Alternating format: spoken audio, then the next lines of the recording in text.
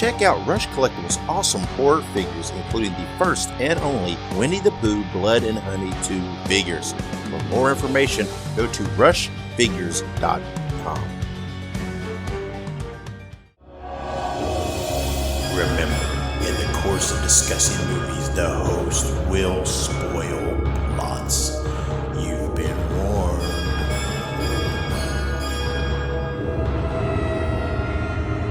Listen to their screams.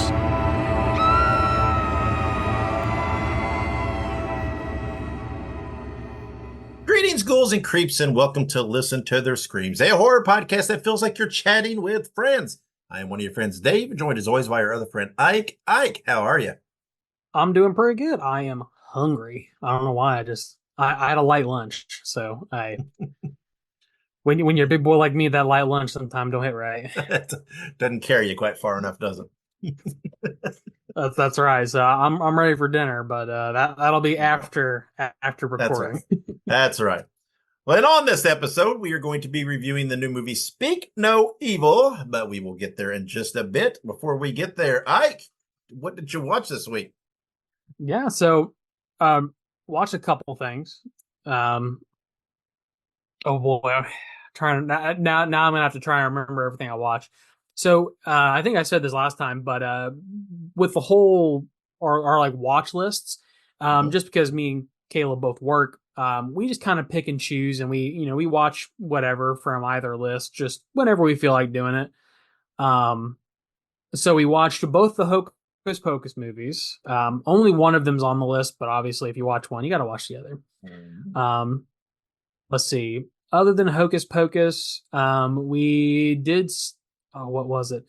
We watched the Belko Experiment, which is on the list. So we gave that a watch. It was a fun time. Very enjoyable. And we also watched The Purge, which I don't think is on the list, but it should be on any list all the time. All right. Well, let's see. What did I watch? I think the only thing I watched, I did just today, actually. I rewatched In a Violent Nature. First time I've rewatched that. Since it's been out streaming. And I got to say, I think I actually enjoyed it even a little bit better on the second time. I don't know. I know everybody, including the wives, cracked the jokes about the walking and whatnot, but I don't know. It didn't seem as prominent to me on the second watch, and I don't know why. But it was a good time. I enjoyed it again. But nice. So yeah, I think that's the only. I'll check that out. Yeah, I think that's the only thing I watched. So. All right, well then let's move on. Order up! Here's one house special cheesy slasher. Enjoy.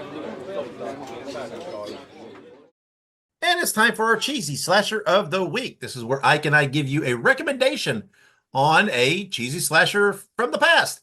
And this week we have for you the recommendation of the movie Hide and Go Shriek. The movie was released November 1st, 1988 in a limited theatrical run with the violence trimmed down in order for it to get an R rating. Then in 1989, it was released, an unrated version was released on VHS and Laserdisc. There's a blast from the past, the old Laserdisc. Laserdisc. Laserdisc. Just basically just big old CDs for movies.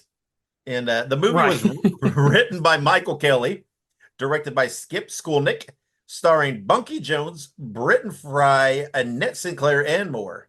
The movie is described as a group of teenagers celebrate their graduation by staying the night inside a furniture store where they are stalked and murdered by a killer during a game of hide and go seek.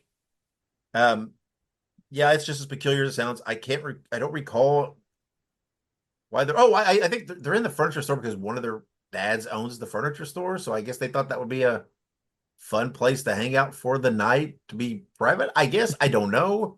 I don't know that there was much more to it. It doesn't say it in this description, but the killer does dress in women's clothing. I can't remember if it explores that and why, if there was a purpose behind that in the movie, or I don't know. It's a wacky movie. Some of the moving tracking shots in the movie were achieved by using a skateboard because the production company could not afford a dolly. So there you go. It's your what is it? DIY. You can't afford a dolly, use a skateboard. That's right. DIY. The movie was released in the UK on VHS with the title Close Your Eyes and Pray. Good enough. It was the film debut of Sean Kanan, who is better known for his appearances in Karate Kid Part 3, The Bold and the Beautiful, The Young and the Restless, and Cobra Kai. So young Sean Kanan, this was his debut. Of course, big soap star, had long runs in The Bold and the Beautiful, and The Young and the Restless, but also in Karate Kid Part 3 and Cobra Kai as what was his name? Mike. What was his name? I can't remember his name in it. He was the bad boy guy. Why am I shooting a blank? Yeah, I don't remember his name either. It's my let me look. I'll look on IMDb. Yeah, I'm pretty sure it's Mike something. Mike Burton? Mike. Yeah, I don't know. I'm shooting a blank on that one. And I don't know why. His name is Mike Barnes. Barnes, that's it. Yeah, there you go. Pretty good character. He was in the latest season of Cobra Kai for a brief appearance. He was in last season, the previous season as well, but in the newest half that just came out, he's in it again for a bit. But anyway, Hide and Go Shriek is available to watch on Plex. So if you dare to play hide and go seek in the furniture store with these kids, there you go. Go to Plex and watch the movie. That's all I got for you. I just I can't recommend it any more than that. So let's move on. Talk to us, Internet. And now we're ready for the segment known as Talk to Us, Internet. And this one is peculiar to me because I saw one particular post. It went on our page or whatever, it was just perusing. I don't even remember which platform it was on. But anyway, that I have seen, and I've seen this in the past, but this one was some people have posted that they've received some comments online or whatever, but notes. The one I saw was actually a neighbor leaving them a note saying that they are decorating for Halloween too early. So I posed the question, isn't celebrating a holiday at the person's own discretion, and why do other people care so much? I guess if you live in a neighborhood and people are decorating in the yard, I mean, I know it's there, but what I don't understand. Do you have to sit in your yard and stare at it all the time where it's causing that much of a problem for you? I guess I don't understand why people get hung up on this so much. And I don't know. Why is this such a big deal? Yeah, for me, it's like this. Like you said, it's kind of just like a mind your own business kind of deal. You know what I mean? I don't think there's anything wrong with putting up decorations early. I mean, there's nothing wrong with people who, I sometimes give people shit for it. But I mean, if you want to decorate early for Christmas, Thanksgiving, Halloween, whatever floats your boat, it's not a big deal. As long as it's not like obstructing like public sidewalks, or it's not obstructing like the road, or as long as it's nothing like that, I see no reason why anyone should care.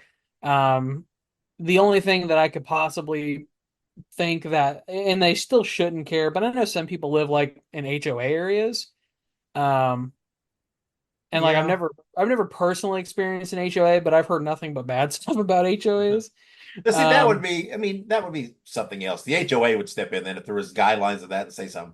Right. The example I saw, literally, the people did have a very, very large, extravagant yard decoration, right? Lots of stuff. I mean, it was really, really, really cool, really nice, really extravagant. But these people literally left them a note saying, "What are you doing?" Because I think they got it set up kind of late in August is when they got it finally, set up and out, or at least started. I don't know if it was fully out or what the case would be. But it was just carrying on. Oh, it is too early for that. It's not October yet. You shouldn't be doing this. This is ridiculous. It's, whatever. And I'm like, okay, you took the time to write a note. I mean, first of all, if you got something to say to a neighbor about this, well, can't you just go over and knock on the door and have a conversation with them? Say, yo, you know what? But I think, does that boil down to, I mean, what are they going to say? I mean, what are they going to base that complaint on? Is it, I mean, keeping them up at night? Is it, no, no, I mean, I don't, I don't assume there was nothing like that in this note that I saw. And I mean, just because if you don't like Halloween or you think it's, oh, I wouldn't put mine out. So what? That doesn't mean you have any right to tell someone else. And if it is not impeding on you in any way, then it's none of your business. It's whatever. And I mean, and if they're not breaking any kind of, like you said, an HOA or any kind of city ordinance, then they're not doing anything wrong. So ridiculous. But this is coming from the guy who I decorate. Yeah, that was actually gonna. Go ahead. No, I was just gonna say. I was gonna say the city ordinance. That was the word I was trying to remember, but I was like, there's not a lot of places that really have rules like that. Not anymore, at least. No, I don't think about stuff like that. I mean, it's typically the only ordinances anymore, noise ordinances or, you have to keep your yard mowed and stuff like that. Stuff that can technically be, cause issue with the neighborhood. But it's just weird to me when people get hung up on this. And, I don't care if you hate Halloween or whatever. It's like, okay, just keep moving. Just don't look. Don't enjoy it. Who cares? I mean, it's not like they're coming over and putting a 15-foot skeleton in your yard. I mean, those things are a little too expensive, man. Oh, yeah, but they're beautiful. They are. I totally dig. Someday I will have a skeleton taller than my home, but we'll see. I believe there's also a werewolf one now, but I don't know. I mean, I decorate for Halloween usually around September 1st, and that's it is what it is. But I don't do a lot of decorating outside, but I don't have a lot of outside Halloween decorations, or actually I don't really have any. But anyway, to my in my thing, it's nobody's business if I want to start celebrating Halloween on September 1st. I mean, god dang, the stores are doing it. Oh, I was gonna say their stores starting to celebrate Christmas. I mean, shit.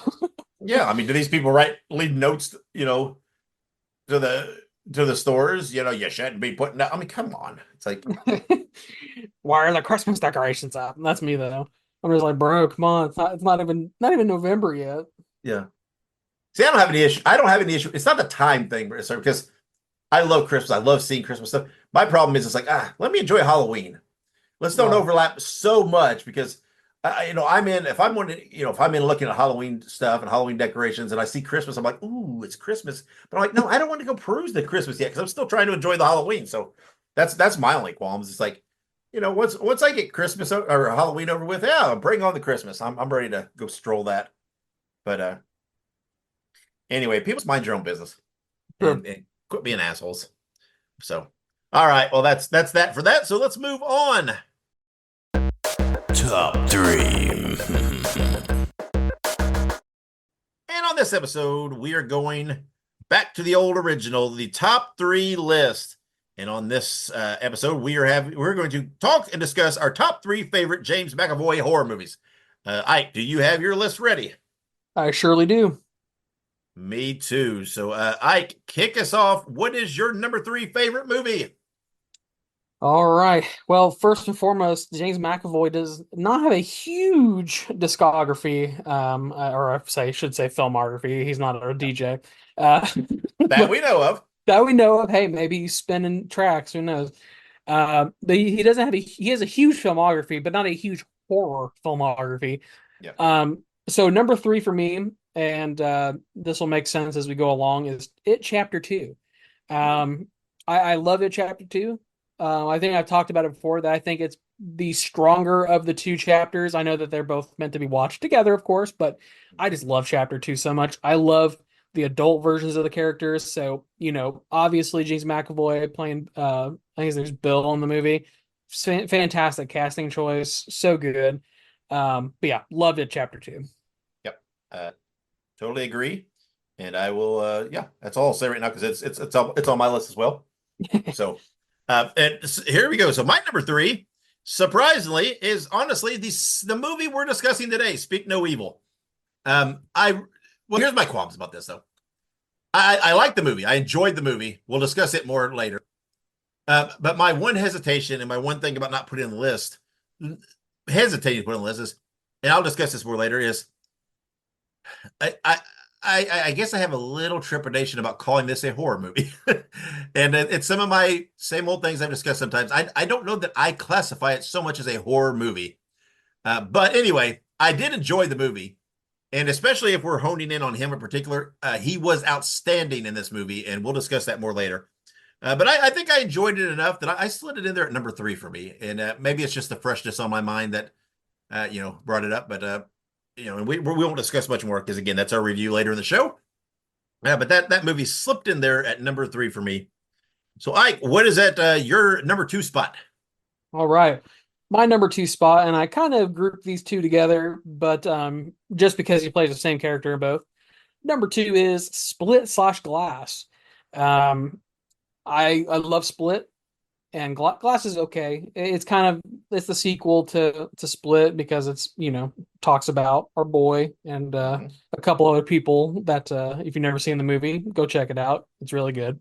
Yep. But yeah, absolutely. I love Split, love Glass. The Beast is a very intriguing character, and his character in Split is just a very interesting, different take on a villain of sorts. Yeah, I completely agree. And my number 2 was Split as well for 2016. I didn't lump Glass in with it. I see, how they go together, whatever else. But just for the simple fact, kind of like you said, Glass is okay, but I thought Split was better. I enjoy Right. Split a little better. So yes, I mean, I pretty much echo your sentiments. I thought Split was, I don't know, it was creepy and nervy. Kind of very, it was well done. It was a well done movie, very enjoyable. And I mean, and like everything he's in, I mean, he's always good.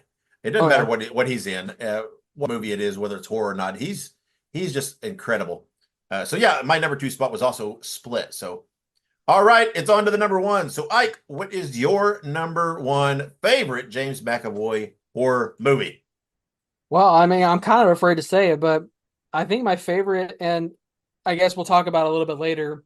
I really, yeah, I loved him in Speak No Evil. Frankly, I Yeah, think that like you said, I'm not going to get into it too much, and I'm sure we'll have a good conversation here in a minute about it. But yeah, um, yeah, I mean, he just did so good. His character, his little tweaks, and the things that he did to the character, I just he has that charisma and like that just feel to his acting, and it's just yeah, chef's kiss.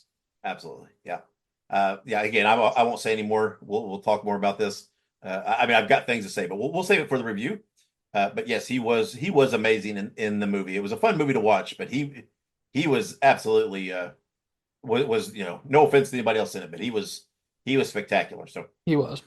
yeah, and of course, then that would by power of deduction, if people have heard this conversation, my number 1 is It Chapter 2. I love the It movies. I love Pennywise. I love Stephen King. Uh, Everybody knows that has listened. I mean, for crying out loud, one of my favorite Stephen King movies is Christine. I know for some reason people have given me heat on that. I don't know. I don't guess people like Christine. I love Christine. But anyway, uh, I love the It movies. I love the original It miniseries, but I do love the It movies. You're absolutely correct. They're best 1, 2, but yes, 2 is a little stronger. Um, Perhaps because of the foundation that the chapter 1 lays. It helps. True. Really, really sell it. But whatever the case may be, um, one of the reasons maybe that I lean a little more towards chapter 2 as well is because of him being in the movie. Because again, I do very much enjoy his performances, and he was perfect. He was absolutely perfect in the role. Just spot on. Was absolutely perfect. So that is my number 1. So we actually had the same 3 movies, just in different orders, except Yeah. for Split. So there you go. But again, I don't. You're right. He didn't have a very deep catalog. I don't know other. I mean, I know he did Victor Frankenstein, but Yeah. I don't. I'm not. Believe it or not, I'm not even 100% sure I have seen that. I remember it, and then when I was looking through kind of his filmography, I saw that. I was like, oh yeah, but I don't know. Maybe if I start to watch it, I will know. I'm very curious now to watch it because if he's playing Victor Frankenstein, I love that concept. So, but yeah, I don't know. Ooh, I don't know. I don't know. I don't know. Maybe we kind of. I don't know. Maybe it's what the best top 3 subject, but hey, we pulled it off. There was at least 3, Right. so the way it There was worked. at least 3, and not to mention the 3 movies are all extremely good movies. So I think it There you it go. makes it makes it work. You know what I mean? Yeah, it's all right. it's topical to the conversation today. So that's what we try to do. We try to keep top three lists kind of in line with the review a little bit if we can. So there you go. Right. What are you talking about? I mean, it's a free podcast. People don't complain about our top three list topic. True. So, it's a free podcast. Give me a break. So, all right. So let's take a break, and we will really quickly fill through some of the hate mail. And when we come back, we will have the news, birthdays, movie anniversaries, etc. So stick around. Make sure you subscribe to Listen to Their Screams on your favorite podcast platform. Also, make sure you look us up on social media. We're on Facebook, Twitter, Instagram, Letterboxd, TikTok, and Slasher. All you have to do is look up Listen to Screams. That is Listen, the number 2 and Screams, and you can find us there. Also, make sure you go and buy yourself a Listen to Their Screams t-shirt. You can find all of our shirts at tinyurl.com/Screams Shirts.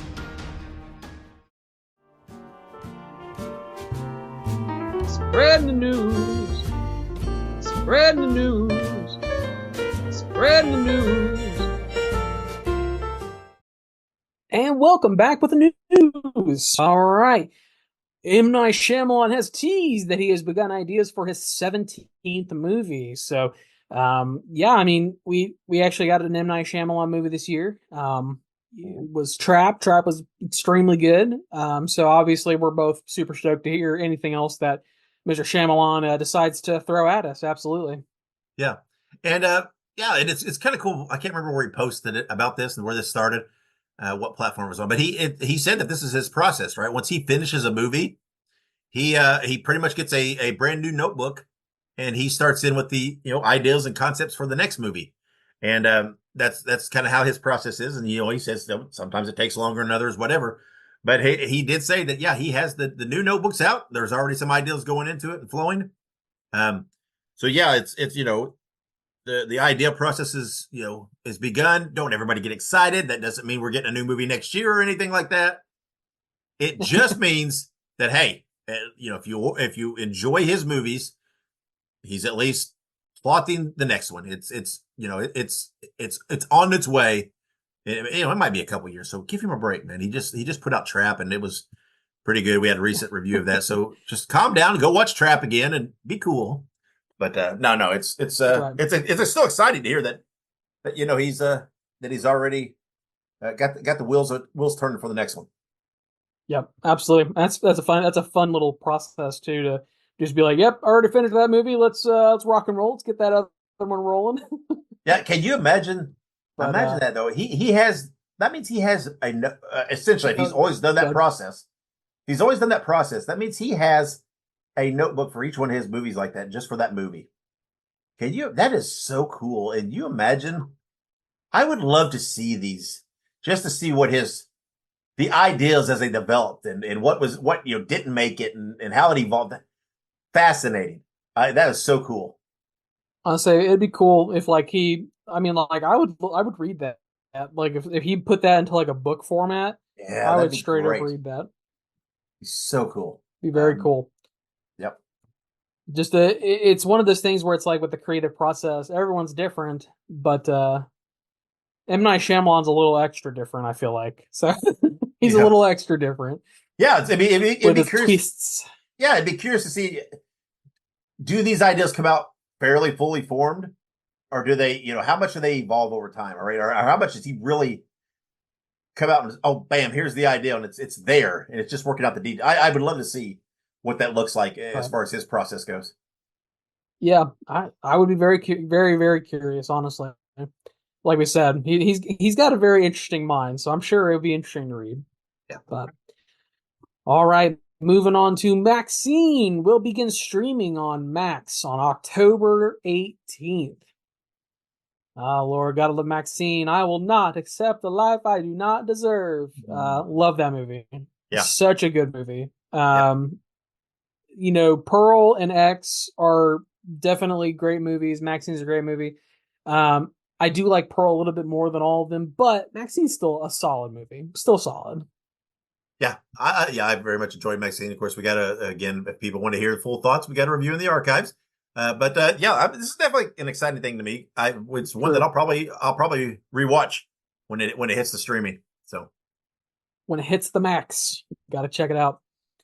And then moving on to Severance Mountain is now available video on demand on Amazon Prime, Apple TV, and Google Play.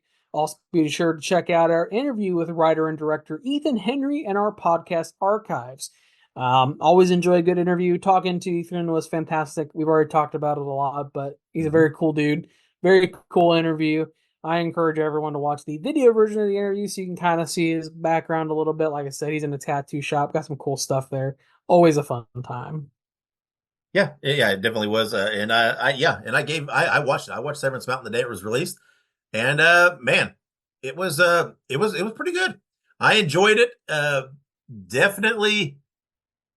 Boy, and I think I texted this. It's like, boy, our boy Ethan's got a little bit of a demented mind. He's, but in a fun way. And I would definitely. What was their tag? What's their tagline? Something about sometimes the worst. What is it? The worst villains are the human. Was there something like that? Yeah, something like the worst villains are the humankind, or something like that. Yeah, something like that. Well, or the worst monsters are the humankind. Yeah, I think that's it. Yeah, and it's once you watch the movie, it's definitely. It's I enjoyed it. I liked it. It was right up my alley. So well done, Ethan. Well done, buddy. So I still gotta check it out, but as soon as I check it out, I'll throw some thoughts out there. Maybe we can do like a special episode or something. But I need to go check it out too to get my official juices flowing. Oh, there's that's my creative process. I got to get the juices flowing. I bet. Oh Lord. But all right, there we go. That's all we have for news. That was short and sweet. But now we have some upcoming birthdays. Going back to September 21st, 1947. Speaking of it, Stephen King, an author known for many, many works, it being one of them, of course. Fantastic creator. Another fella with a very demented mind, but much to our much to our pleasure, his mind is demented. Absolutely. I'm a big Stephen King fan, and yeah, it's exciting. So happy birthday, Mr. King, or happy almost birthday. Right, almost birthday, almost. And then on the same day and year, Nick Castle, The Shape in Halloween 1978. Actually, I recently saw some TikToks with Nick Castle at a convention, I believe. It was either a recent convention or maybe an older convention. I'm not sure. But I saw some videos, and he seems to be in good spirits, from what I can tell. Yeah, he's still out there doing the thing, and talking about his Halloween days and whatever else. I mean, say what you want. The very first Michael Myers, or excuse me, The Shape, as he was referred to then. So, wait, thank you, Nick. Thank you. Yep, absolutely. Historical significance, my friend.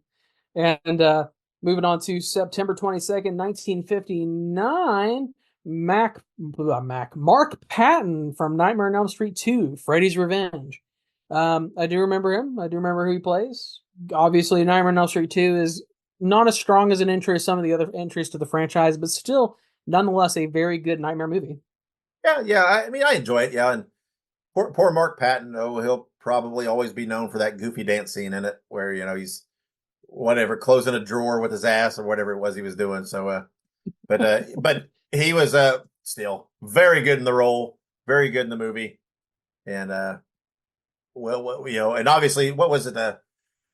There was something I think there was a documentary on him that really people need to watch, because it really goes in depth about some of what he had to endure and go through with his sexuality and being in Hollywood. It's very it's heartbreaking at times, but he's come off really strong in the end, and so it makes me love Mark Patton even more. Yeah, absolutely.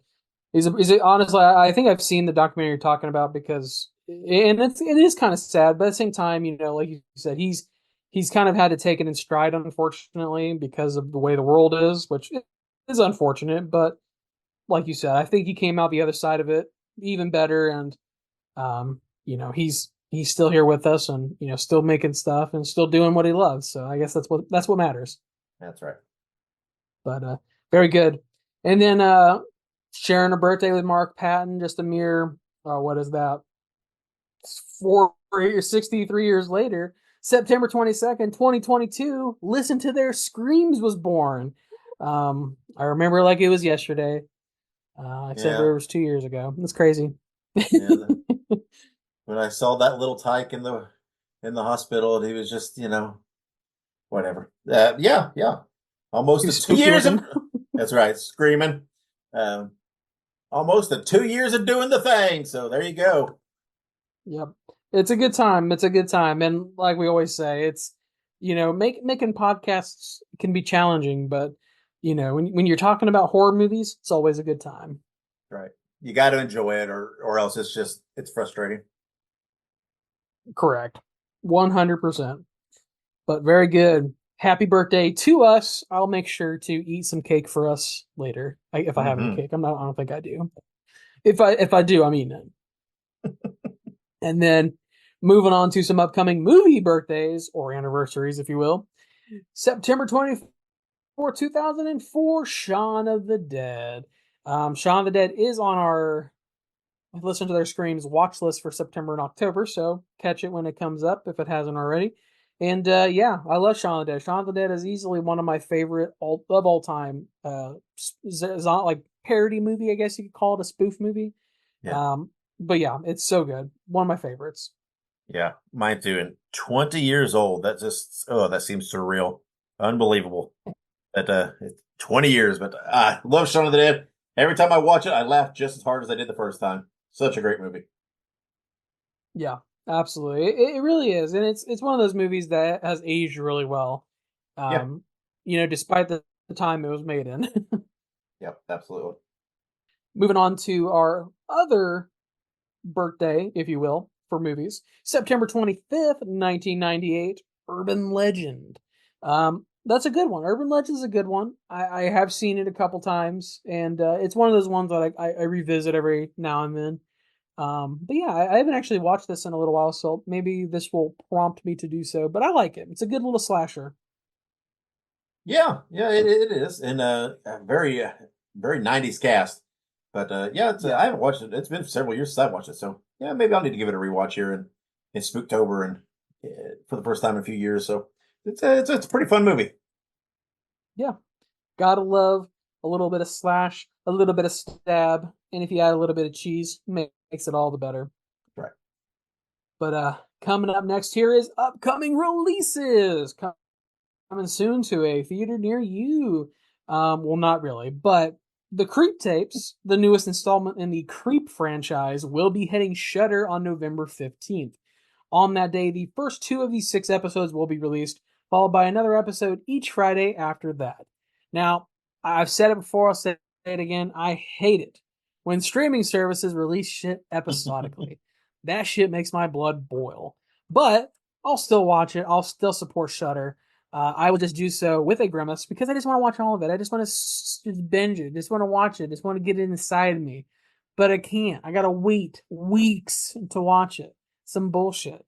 But look, if that's what they want to do, that's fine. That's great. But Shudder, if you're listening, please stop. Please stop. Man, You're hurting the people you love. first world problems, man. That was kind of whiny there about that, First world dude. problems, truly. You would have just been dead in the 80s. I mean, it just. That'll be my next hot take. But you're. Listen. But you buried the lead though. It's new Creep, and dude, I am It so is. excited. And I love the Creep movies. I'm excited for this. Cannot wait. Again, they are underappreciated. They're not talked about enough. And hopefully this brings a little more attention to the franchise. Absolutely. And I do think it will. I think that this will actually bring a lot of attention to the franchise. I think we always talk about it, but a lot of times these movies and TV shows and little things like that, these little ditties, they always kind of get a resurgence of some sort, and it ends up being sort of a episodic retelling of something of some sort. Now, I'm going to imagine that this is going to be a sequel of some sort or a prequel. I haven't really heard anything about it, so maybe you can fill me in. Is Mark Duplass in this? Is he still the creep? I don't. He is definitely part of it. Definitely wrote it. Whatever else. They've not really said much about the premise, who's in it, what it might be, or any of that. They've not really. They said nothing. He's definitely there because he's one of the guys that created this. So yeah, he's definitely still on board, still writing, and everything else. So I don't know. They've not released a lot of information. I'm kind of digging that. I'm kind of looking forward to just seeing what happens, and seeing the one good thing about it being episodic is I can see us then during this time period on each episode of the podcast. We will probably at the open probably give a little chit chat about the latest episode, and so that'll be kind of fun. It'll be fun, except for I will still hate my life because I want to see all of it. But again, first world problems. It's all good. But well, all right. We'll check that out when it comes out in November. November is just a hop, skip, and a jump away. Before we know it, it'll be Christmas. But moving on to our other upcoming release, The Black Phone 2 will release in theaters on October 17th, 2025. Ethan Hawke will return as the grabber in the movie.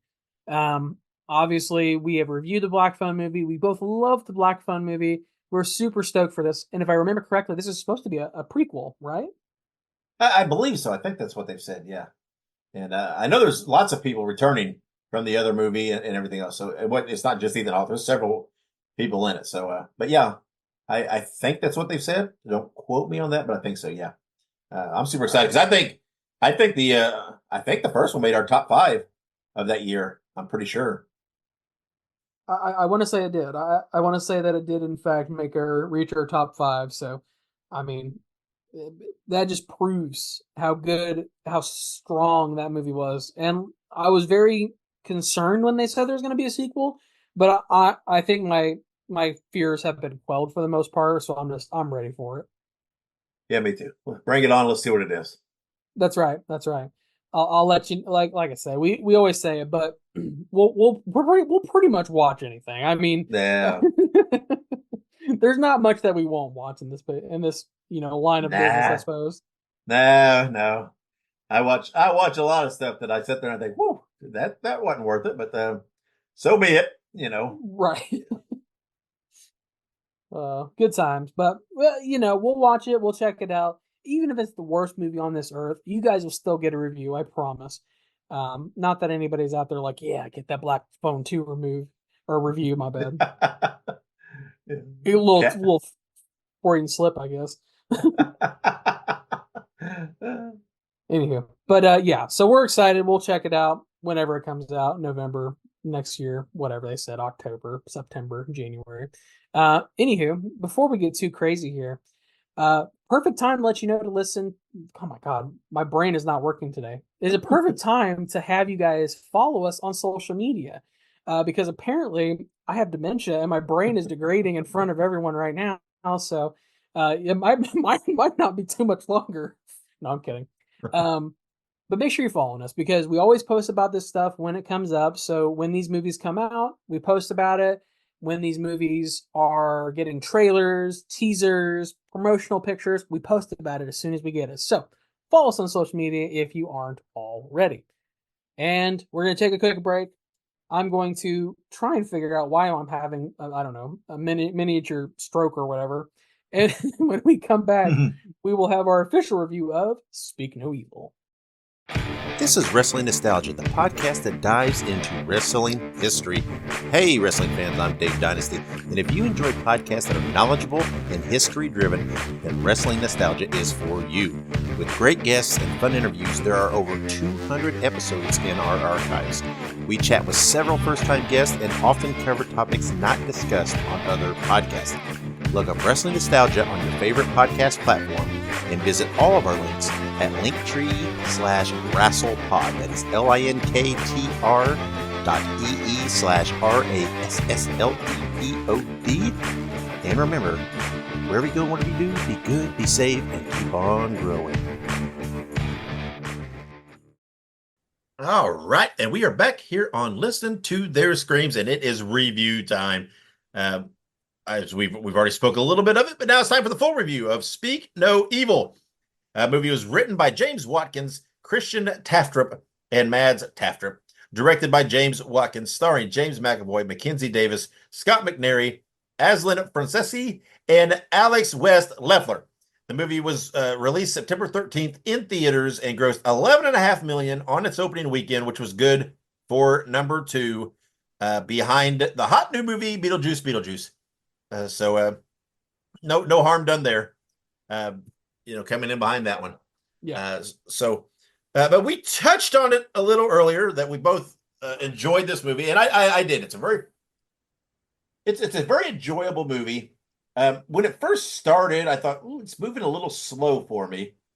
But man, once it hit the stride, it really went. And I'm gonna try not to give any spoilers, but when the stride happened, it was all on the back of James McAvoy. When he started giving some of the insights into his true character and some of the stuff that he was hiding, so to speak, without having to give it, that's when the movie really started picking up.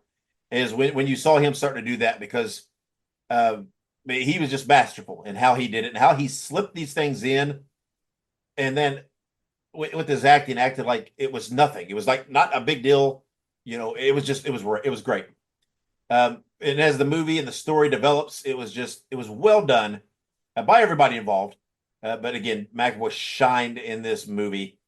Like I said earlier, I know there's lots of different types of horror movies. If I went into this completely as with a blank slate and watched this and had someone ask me, I wouldn't have called this a horror movie. It is, yes, there are scary, tense parts.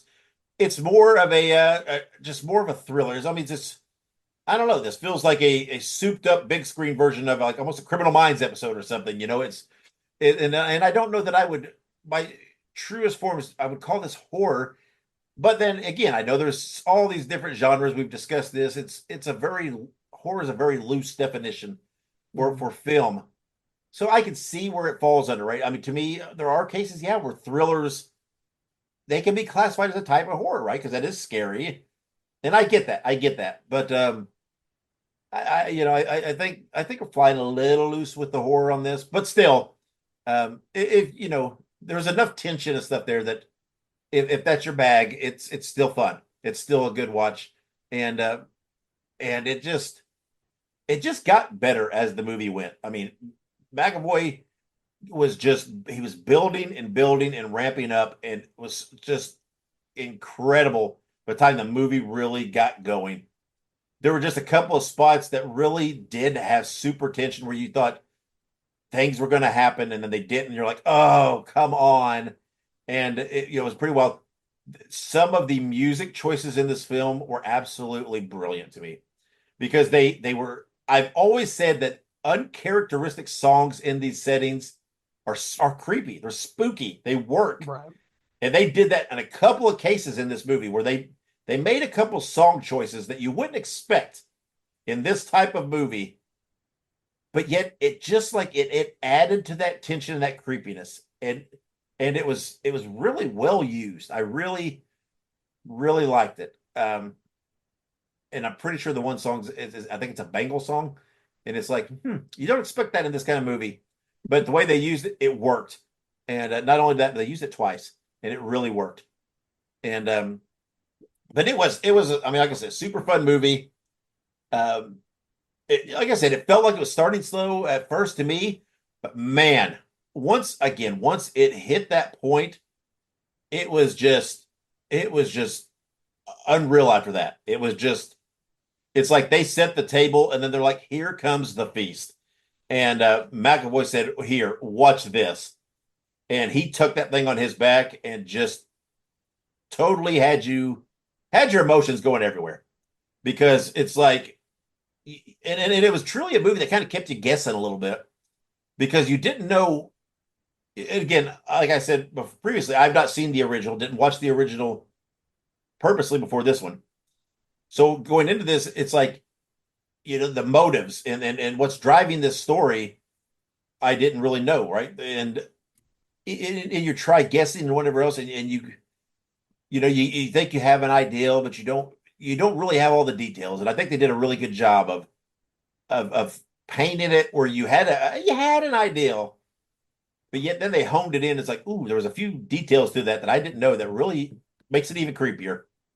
And and the one boy in the movie he did a great job too. And so there you go. That's enough of my rambling. Ike, tell me what you think about Speak No Evil. You had to have liked it. You ranked it as your number one favorite James McAvoy horror movie. So Yeah. tell me what you think. Yeah, absolutely. So, as someone who has watched because I watched the OG version, the Danish version, I believe it is, Swedish, whatever, European or people, I don't know, whomever it was that made the original movie. Excuse me, they were on the money. Don't get me wrong. And I'm not going to ruin it because obviously for people who maybe have seen this movie, but haven't quite watched the other movie or vice versa. The other film ends in a much different, much darker way. And the other film alludes to some pretty morbid shit, frankly. So I do like that this movie maybe posed it in somewhat of a more positive light somehow. And I like how they rationalize some of the actions of some of the characters in this movie better than the other one did. And again, I say that with a grain of salt because the other film is a foreign language film. Technically, it is mostly English, but there is a lot of interactions that happen between basically two people that don't necessarily have the same home language. And so it's one of those instances where it's very possible that as a non-native speaker of that language or of that culture, maybe I was missing something. You know what I mean? So I always give it that grain of salt. But watching it like this, where it's the interaction between an American family and a European family, it's very different from the other movie. And I think that this movie did it better. I think this movie generally was so much better. And I think a lot of that has to do with James McAvoy. James McAvoy, this was a masterclass on how to act like a fucking psychopath. Truly. I mean, the character he plays lies so easily and so fluidly in this film because you eventually figure out what of what he's saying is true and what of what he is saying is not true. Right. Yeah.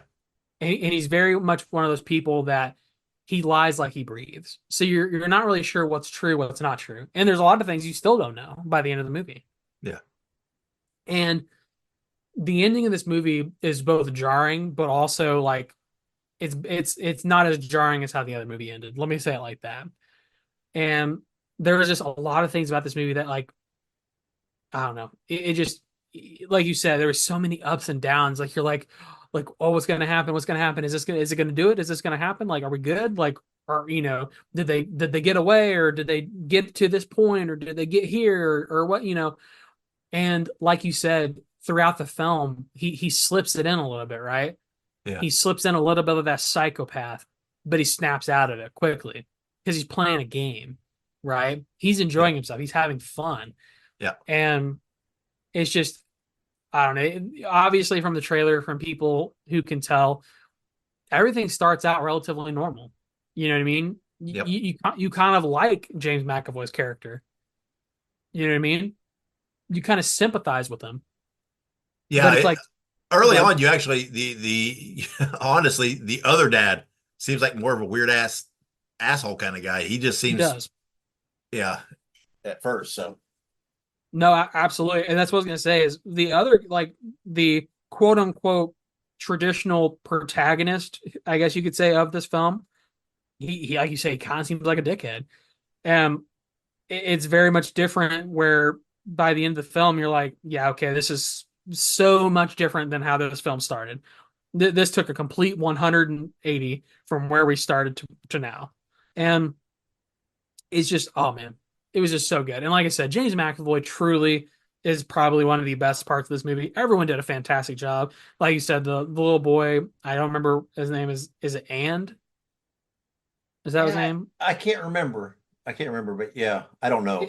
It's yeah, I don't know. Can't remember. Yeah, it's like oh man, it's one of those.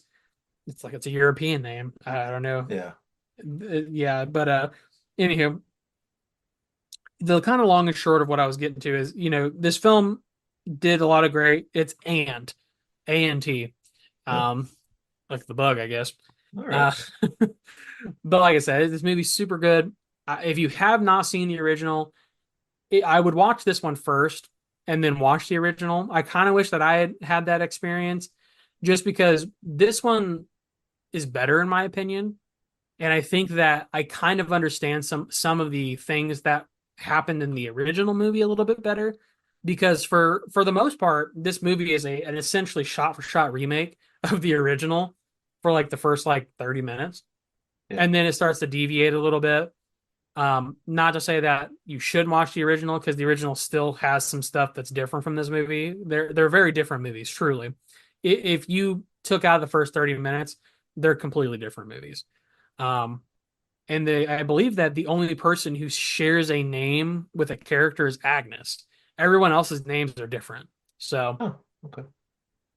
good little fun fact there. But yeah, so without rambling too much, it was just one of those movies where I watched it and I'm like, I am very satisfied with this movie. Very satisfying ending, very satisfying conclusion. Much more satisfying than the OG. And this is one of those very rare times where I would say that I like the remake. Well, it's not that rare for me, but I like the remake more than the original. I was gonna say rare, but I can't lie. That's not No. very. It's not a unique thing I do. It's kind of my shtick, I suppose. But yeah, that's my position on this. I like this a lot. Very much enjoyed it. I do agree. It does lean more heavily into like the thriller aspect of it. So it's not necessarily a traditional cut, clean, dry horror movie, but still enjoyable nonetheless. Yeah, yeah. I mean, there's plenty of tension and kind of on the edge of your seat thing. It's just more of a little more from the thriller side. There's definitely quote unquote violence to it or whatever. If that's Yeah. it's just but that's kind of the way through. But again, it is very enjoyable. And like I said, when it hits that point and it ramps up, man, it's like they cut the brake lines and just let that sucker go. And it was super fun after that, and it really had you guessing. And one of the definite underlying, we mentioned the one dad and how he was kind of the asshole. We didn't like him at the beginning. One of the underlying themes of the movie is definitely a little bit of a redemption for him, Yeah. and in a way. But there's some themes going through this movie, which some of it, as you watch the movie, you think, okay, it's establishing why a character is the way it is, but a little bit of it comes back a little later, right? And you were definitely right. The part where he lies and you don't know, even coming out of it, you look back on some of it, it's like, oh, I wonder what was real and what was not real, Right. because there's just some of these scenes where he says things and then they're looking at him like, what? And then he plays it off like a joke or something, right? They're like, oh, and then you wonder in retrospect, it's like, okay, which one of the two is really the truth there? Was he telling the truth to see how they would react and then playing it off as a joke? Or, it's like you wonder about certain things going through it now. And it's just fascinating. Like we've said before, you don't necessarily have to answer every question. It's okay to leave some things in the air and some loose ends, because they don't necessarily affect the overall story and whatnot, but they often add a little more depth to some of the characters than if you completely spell it out. And then it's just, I mean, one of the definite horror aspects is his character, James McAvoy's character in this is absolutely a cookie cutter villain. I mean, there's not much by the end that you can find redeemable about him. Right. So even, but it totally watching it, I totally got that vibe where when you hear news stories about things happening, right? Whether it be cults or fringe religious groups or whatever it might be, or certain leaders or different things. And you hear the story and you think, man, how do people fall for that? How do they get sucked into that? And how do they, how does that even happen? It seems so preposterous. But then you see the way like he played this and the personality and that and everything else, and you say, aha, that's how, right? Because most of those people in those positions of power, they have that magnetic personality and that ability to convince almost anyone of anything, or they know how to pick the people they can convince, and so they understand that. So you see a lot of that of, oh yeah, this I could see this guy absolutely leading a mass of people in a cult because he's got that charming personality and that ability to weave a tale to convince people of things. So No, absolutely. I agree with that. And I think that because, and again, like I said, the guy who plays James McAvoy's character in the original, because his name's Patty in this movie, mm-hmm. and then in the original, like they actually look pretty similar how they're designed. But I don't know, there's something about James McAvoy that like lends to sort of that like ominous charisma where like you can't help but like kind of like him throughout the movie. And like you even kind of like, I don't know, you kind of second guess like what he's capable of doing because you keep thinking to yourself, man, he seems like such a nice guy. You know what I mean? And that's like how well his character is made and developed throughout the film. And yeah, I already want to watch it again, frankly, because something I noticed, and this actually I meant to say this, his character, he like says things, right? But then like he'll say it, but then he'll say it kind of like subtly under his breath. Mm-hmm. And like you almost miss it because he's almost like he's gaslighting. He's trying to gaslight these people into thinking he's not a fucking nut job. Yeah. But like there's a lot of parts where he does that where he's like talking about something and like he'll say something and be like, oh yeah, this happened, blah blah blah. But also blah blah blah. And then you're like, oh wait, what? Run that by me again? But like, he says it so quick that you don't question it, and it just it seems true or real. So but I want to watch it again already. Yeah. And I mean, he was playing it so well when the first little glimpse of that side of him, the dark side of him, came up in the movie, and you kind of see that first really, letting it out. It really catches you like, whoa, what was that? It's like, dude. And then it's like you almost get sucked into it like they do. It's like, okay, you just dismiss it away. Okay, well, whatever. That's everybody has their moments, and it is what it is. And but it does catch you when you first see it. It's such a dichotomy of how much you like the one side of him and hate the one side of him, that it adds so much to the unsettling and the uneasiness you feel. Like when he does it, it's like you're like, oh shit, that was horrible. But it's like, but I don't want to hate him. It's like, it's like that I hate what he just did, but it's like, but God, he was, he seems like, it's like, so it really made it totally added to the uneasiness of it, and added a whole layer. So well done. So all right, well, let's rate this sucker.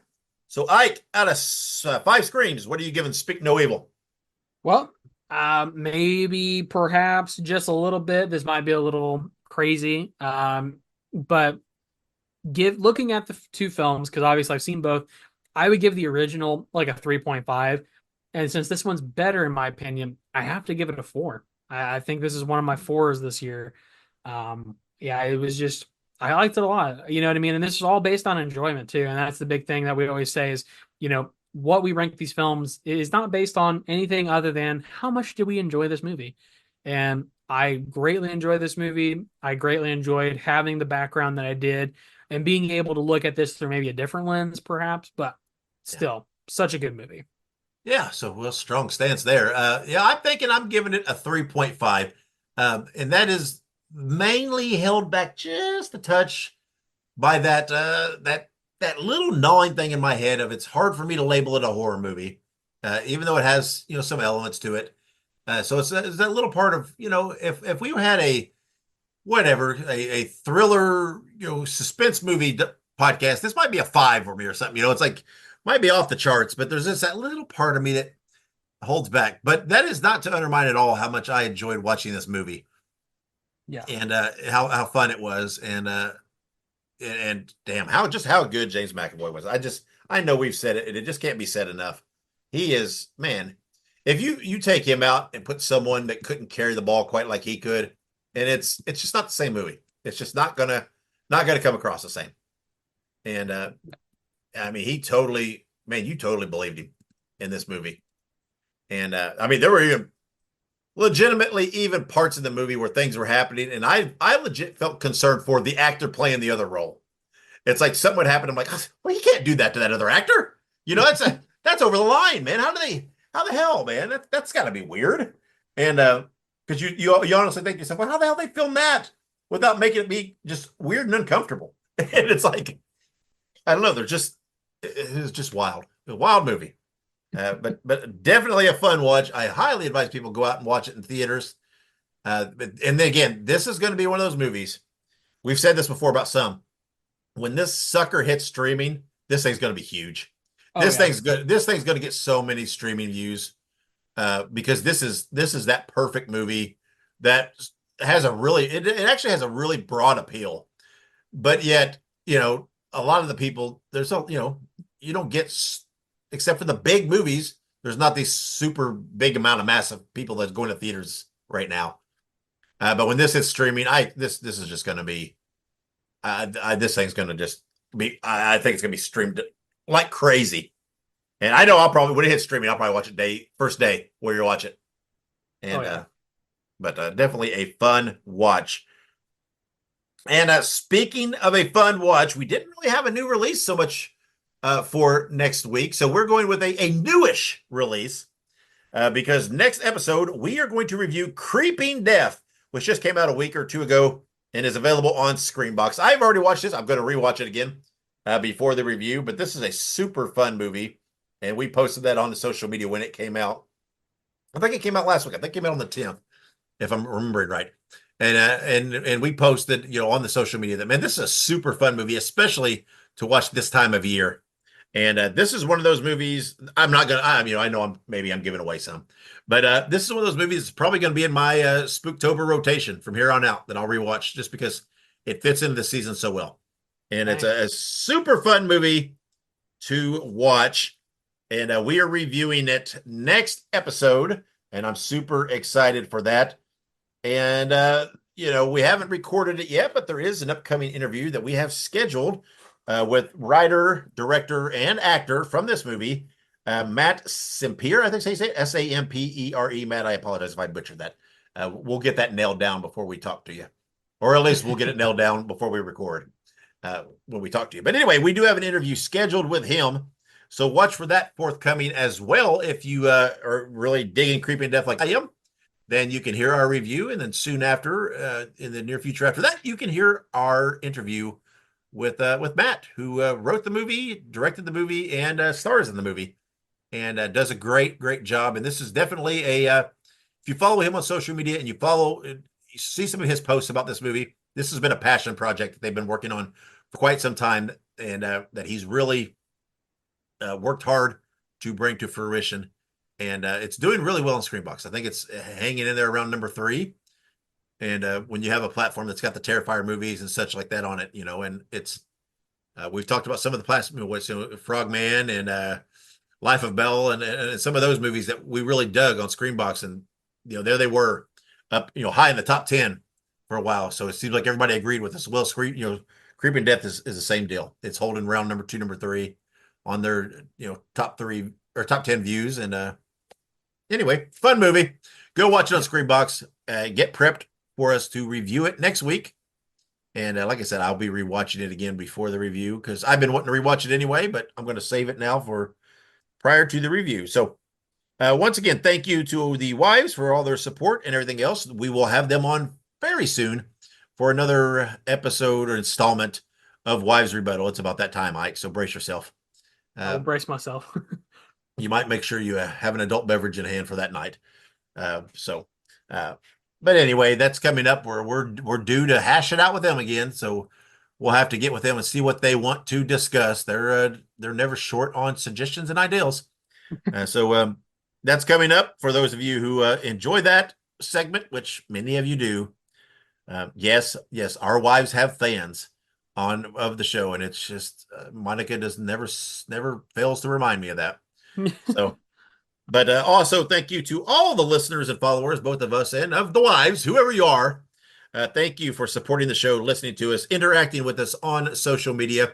Ike just had a birthday, and we of course put it on our social. We talked about it last episode, but we did, obviously post it on social media on the podcast accounts. And Ike, you got a lot of love.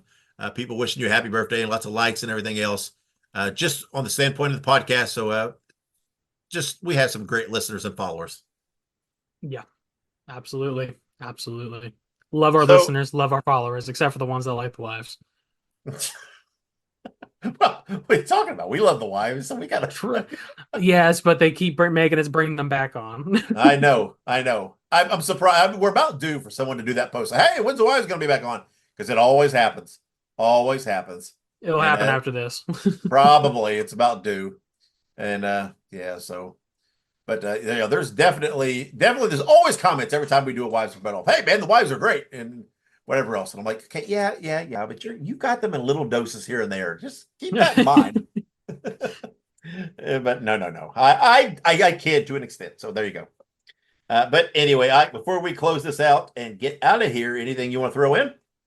Yeah, man. If you meet somebody on vacation and they're hitting you up, they seem like a chill dude. They invite you to their secluded, somewhat isolated abode in the middle of nowhere. Maybe think twice about that one. It's may not be a good situation you get yourself into. Yeah, if it feels wrong, there's a good chance it is. Remember, stranger danger. True. And it's why I just don't make friends. I just, you know what? You never know. So if, I kid, but it's true. But, anyway. All right. So, yeah, be careful out there, people. And I did wonder, well, I'm not going to give it away totally, but I did wonder why this movie was called Speak No Evil. Going into it, I thought, what's that? I wonder what that means to the movie. And you definitely find out. So you do. There you go. But I was curious, and I love the poster with James McAvoy, doing the hush thing. Just great. Good stuff. Go see it, man. Go see it, people. It's a fun movie. Just go see it. If you've already seen it, go see it again. Go watch Beetlejuice again. Just go out to the theaters, man. Just rewatch all these movies. Keep it going. And I'm already jonesing to watch Beetlejuice again. I can't wait for it to hit streaming. Same. It's just so much fun. But it just popped up. I love movies. There you go. We're going to leave on that high note. Thank you, everyone, for listening. Thank you for subscribing. Thank you for following us on social media, because you should. Make sure you do. And thank you for all your interactions. And until next episode, when we will be reviewing the wonderful movie Creeping Death. I'm just spoiling the review left and right. Just killing it. If we come out next week and just totally trash this movie, people are going to be like, who the hell are these guys? What are they talking You're for real. Anyway, until next episode, wherever you go, whatever you do, be good, be safe, and have many pleasant nightmares.